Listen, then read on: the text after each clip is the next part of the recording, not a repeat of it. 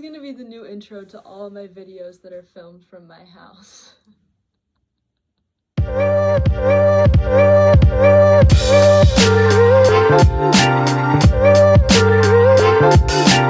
Hi guys, and welcome back to my channel. Today we are going to be talking about something a little bit controversial, and that's okay. This probably isn't going to make some people happy. Sorry. But we are off book, off facts, off any research. This is just my experience with the music industry and just the effect that it has had on me growing up as someone with a lot of anxiety. And I just wanted to share my story with you guys and just kind of give my hot take on why I believe the music industry is incredibly toxic, especially the classical music industry. So don't forget to like and subscribe, and I hope you enjoy this video and my insight. Okay, so this is a video I've been wanting to make for a very long time and just kind of talk about my opinions on the situation because it's a pretty big statement to make. To say something is toxic is pretty extreme. And so I just kind of want to debunk why I'm saying this and share my own experience and the effect it had on me. So the reason I believe the music industry is so toxic is I think there is an overwhelming sense of all gas, no brakes. And that is being instilled in our younger generation, and that is really unhealthy. So let's debunk that. It's a lot. Let's debunk it. So I think all of us, when we think of a classical musician, we think of a figure that is practicing all the time, performing all the time, burning through repertoire like it is their job, which is a whole other story. And when you think about this character, if you're fortunate to know like a very high profile musician, typically again, this whole video is based off of my experiences, my life, the things I do, the people I've interacted with. People are very much like, oh no, I can't, I have to practice. You know, we hear this joke all the time in the classical music industry, oh no, I can't, I have to practice. Instead of going out with your friends, instead of taking yourself out to dinner, instead of working out, instead of, you know, watching a TV show. And so this younger generation is growing up with, I mean, for years now, it's not just, oh, the younger generation now. For years, our younger musicians are having these influential figures in their lives that are kind of teaching them that the only way to succeed is to do that and know, like, if you want to succeed, you have to give up everything else.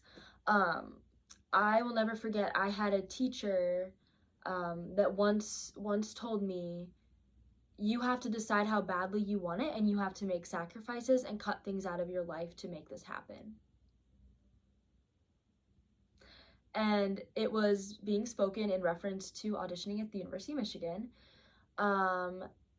Not a teacher at Michigan, oh my goodness, no. A teacher back home. And they were helping me with my audition process, and they were just like, you know, if you don't cut out XYZ of your life, you're never gonna get into Michigan. And you know what I did? I proved them wrong, and I didn't cut out X, Y, and Z, and I got in. I wasn't gonna sacrifice my social life. I remember there was truly a moment that I was so indoctrinated into thinking that I had a day. It was the first day of school before my junior year of high school that I met with like our friend group, and I was like, well guys, like, this is like the last time I'm gonna be able to hang out with you guys outside of school for basically until I graduate high school. That would have been 2 years. 2 years. I was telling my young brain that it was okay to cut off all social connection outside of school for 2 years because that would have meant me going to Michigan. that's not right. That's not right, you know? And so I think going back to the general statement, it's all gas, no brakes, and we hear that joke of, you know, practicing. And when we hear musicians say it, they say it with almost like a hint of like resentment in their like in the back of their mind, because I think we joke about it, but it's one of those things that it's joking as a coping mechanism. At least that's what it was in my life for so long. I'd be like, yeah, I gotta practice all the time, and I'd be like, yeah. And it was like I wanted to do other things, and I had so many other interests. I had so many other things that you know took up space in my brain. I wanted to watch my favorite TV show on a Friday night because I could. I wanted to, you know, sing my favorite songs for 2 hours and give a little concert because I could. And I also wanted to be a great violinist. But there really wasn't a figure in my own life that displayed that balance. And I'm not saying that I'm not saying that these, you know, excellent artists and excellent musicians don't have a work-life balance. But what I am saying, and it's the reason I believe the industry is so toxic, is we don't have anybody advertising that they have a work-life balance. You know, the world is very media driven today. We do whatever we see influencers do. If influencers have a certain bag, we buy the bag. If they have a sweater, we buy the sweater. If they have, you know, these new aesthetic sheets, we buy the sheets so our bedroom looks cuter. You know, we are very influenced by the media. And so for the classical music industry to be so far behind in the sense that there is nobody displaying to the world that a work-life balance is possible within music, that is toxic. Because the younger generation that revolves around media, you know, the older generation is fine. They're not necessarily, this isn't affecting them because they're not controlled by media. But the younger generation is growing up in a society that everything is at their fingertips in terms of media. And so to not have a figure out there that is truly, you know, dominating the industry in the sense of their media presence, to be a proponent for young musicians to want to go kayaking on the weekend or want to just go take a road trip and go see their best friend over a long break, but not take their violin with them, you know, that's okay. You're allowed to do that. Granted, to a certain level of professionalism, if you're a professional musician, yes, you need to probably be practicing every day a week and maybe have one break day in there. That is normal, you know, that's normal. But for kids, you know, as a music education lover, this is such an issue that rests in my heart, because it bothers me that kids are just seeing this constant work, but they're not seeing the life outside of that, and it's not being projected on them in lessons. You know, you would have, again, another joke that I think has become a result of kind of laughing and coping through the pain behind it, is the old joke of, you go into a lesson knowing you're gonna get yelled at, knowing you're gonna walk away crying. I'm just letting that sit. You walk into a lesson as a 10-year-old, as an 8-year-old, and more, I think, in our teens. So you walk into a lesson as a 13-year-old violinist who just loves what they do. They don't want to necessarily pursue this as a career. And they know they are going to leave that lesson feeling less about themselves, feeling like they don't matter, feeling like they're not worthy, and feeling like they did a bad job. And maybe that's because they had sports practice. Maybe that's because, you know, they had a movie night with their friends. Maybe that's because they went out for Halloween and went trick-or-treating. And they're walking away from, they're not even in the situation, but they walk into it knowing it's gonna be bad. That's toxic. And I remember in my own life, there were so many times I would walk into a lesson and I would just have an anxiety attack, like, before it even happened, because I knew I was gonna leave feeling depleted in my self-worth. I knew I was gonna leave feeling lesser than, and I knew I was gonna leave feeling like I shouldn't be playing the violin because I wasn't good enough. And I know that there's a lot of discipline that comes with music. A lot of discipline that comes with music. You have to be disciplined to be a musician. That is why anyone with a music degree will be marketable to any employer, because they know musicians are dedicated. That's not what this is about. But so it's not having an environment in the teaching sense that we're, oh, it's okay to make mistakes, none of it matters, you're just a great player, when they're playing an E so out of tune that, you can hear it out of tune in like a whole other dimension. That's not. But at what point do we quit depleting students so that their self-worth is bad? You know what I mean? And that, I also don't think that's a case of, oh, well, that's just a bad teacher. You can't just blame it on that. That's just a bad teacher. Because I think so many of us in this industry have this shared experience. We all have the bad teacher experience where we all walked away crying. And that's never okay. I remember, and I was in 8th grade, I didn't want to go into music at the time.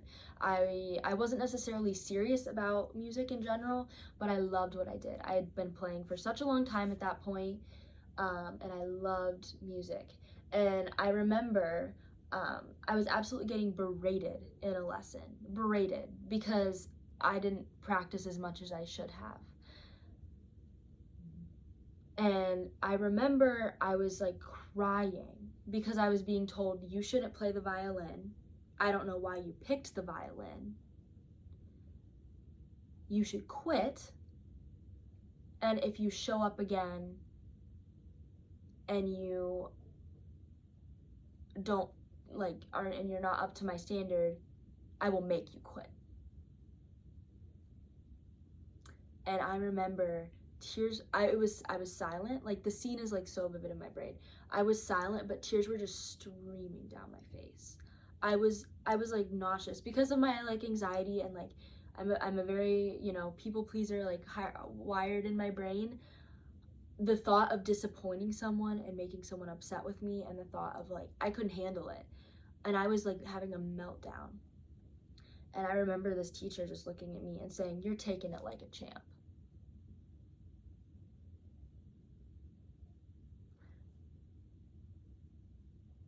Unacceptable. And I think because of these experiences, and there's been many more like it, yes, you have to be dedicated. If you're going to play an instrument, you have to know you're going to put in hours to practice. But I think at a certain point, we need to quit being